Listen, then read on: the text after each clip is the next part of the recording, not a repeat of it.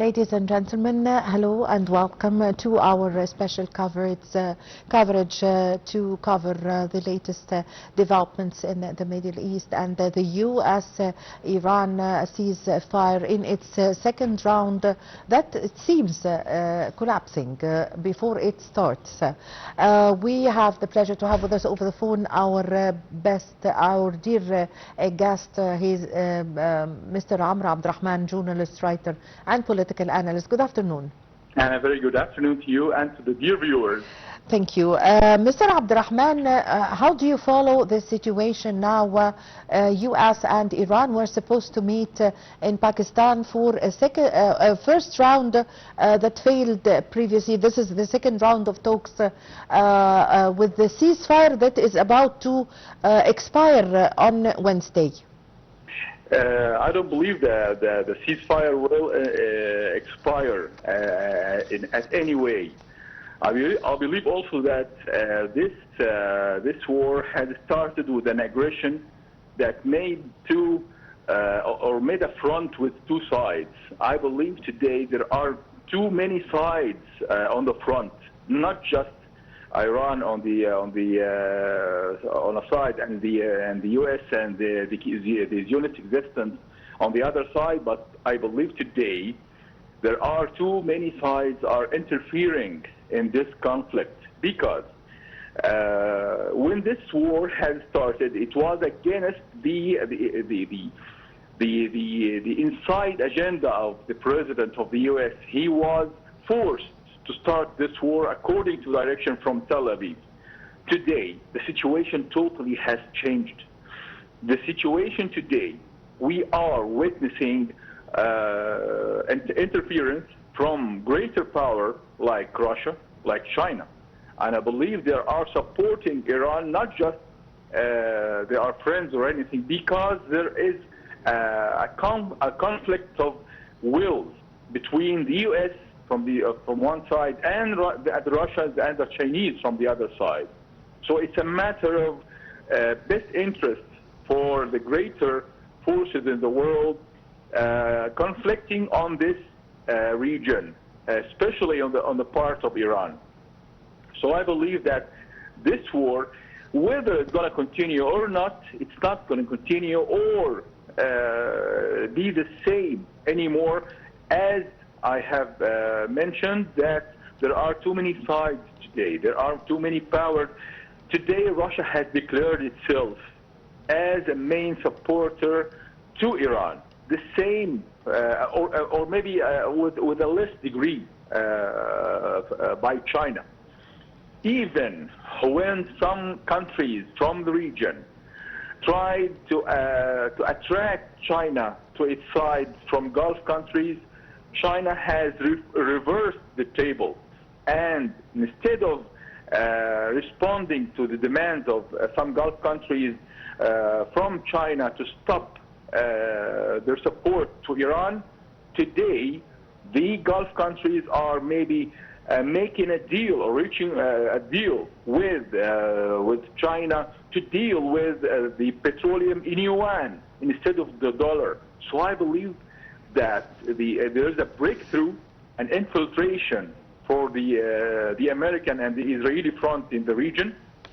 The main allies to America in the region are being re-evaluating the whole situation and the whole alliance.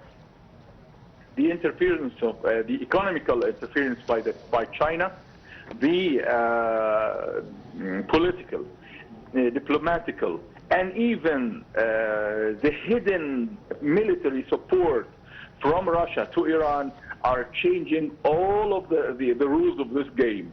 So I believe maybe the conflict will go on and on for a longer time, but I believe for this ceasefire is going to continue somehow. I believe also there will be a chance for the diplomatic powers or the diplomatic effort to be emerging in a stronger way, and of course Pakistan is leading those efforts successfully. Pakistan has proved itself as a very important role with from a situation of power. Pakistan is a nuclear power all by itself. That gives her too much strength, too heavyweight, and also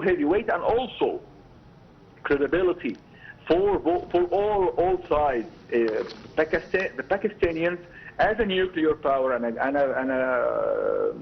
maybe a moderate country, but with this nuclear power, has given this country strong situation and a great asset dealing with the Americans, dealing with the Iranians, and dealing with the Russians. And with that way, I believe maybe this week we will find another window of hope for this conflict to be at least put under ice for maybe more time. Mr. Abdel, now with the situation as follows, that the ministry, Iran's foreign ministry said that they cited a U.S. attack on an Iranian cargo ship early on Monday, the U.S. naval blockade on the Iranian ports, and the delays in implementing ceasefire in Lebanon. Actually, the attack on the cargo ship that tried to run its blockade and Tehran vowed to retaliate. So there was a call for U.S. President Donald Trump to lift the blockade before the talks start, or else how would the talks start? How did you follow this point? Lifting the blockade before the start of the negotiations. Okay, I believe today that the Strait of Hormuz is the main target here. Not only the Strait of Hormuz, the blockade of U.S. for the Iranian ports. Exactly. Yes. The American blockade from one side, the Iranian blockade from another side. They are both blocking the Strait of Hormuz, and they are whether the blockade of the American blockade seeks opening the strait for ships or cargo ships. The Iranian blockade aiming to stop or to prevent the passage of the ships. And I believe this conflict of will is the main issue here that should be solved in the matter of coming 48 hours. This is the main issue here. And if this main issue comes, if this whole conflict for this stage come down only to this issue, I believe it will be solved, because it's for the benefits of the Iranians as well as the Americans. As we have witnessed the huge crack in the American side, especially in the American-European alliance. Today we are witnessing a huge crack and a breakdown of the alliance between the Europeans and the Americans. America is now left alone.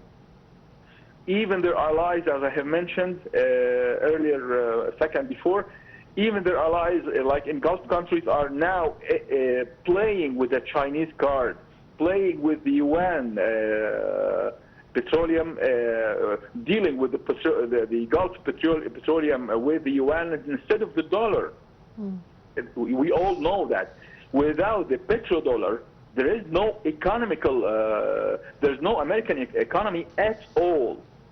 Since the shock of Nixon at the year of 1970, the American economy is based on a currency that's being issued without an asset of gold, only supported by the petrodollar. So if this cracks, if this alliance cracks, if the American alliance with Europe cracks, what would be left to the American economy? So I believe America will come down to terms that are suitable for both sides. The Iranian part, of course, Iran is suffering today enough of war, suffering of the casualties. Most of the military are being destroyed. Most of the Iranian fleet is being destroyed. Most of the air force of Iran is being destroyed. So I believe it should be a win-win situation, or else it's going to be a lose-lose situation, not just for the Iranians or the Americans, but for the whole world. Yes. Mr. Abdurrahman, after the first round of talks in Islamabad have ended without a deal earlier this month, both sides have accused each other of breaching a temporary truce that is now in its final day. Could there a possibility for expanding the ceasefire period? Well, of course, I have all the hope that I carry inside, according to the reports, and those reports are not just being declared, but what they call it secretly spreaded. I believe that today there is a good chance for this conflict to be suspended. I wouldn't say ended, because there is a very main beneficiary of this conflict, which is the Zionist existence. Only in the whole world, the only beneficiary from this conflict is the Zionist existence, and of course their allies. So I believe for the good of the U.S.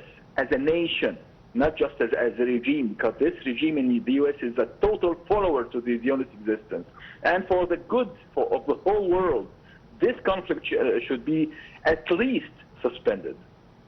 Yes. To what extent would the ongoing U.S. blockade on Iran ports and its recent seizure of the ship is clear violations of the ceasefire?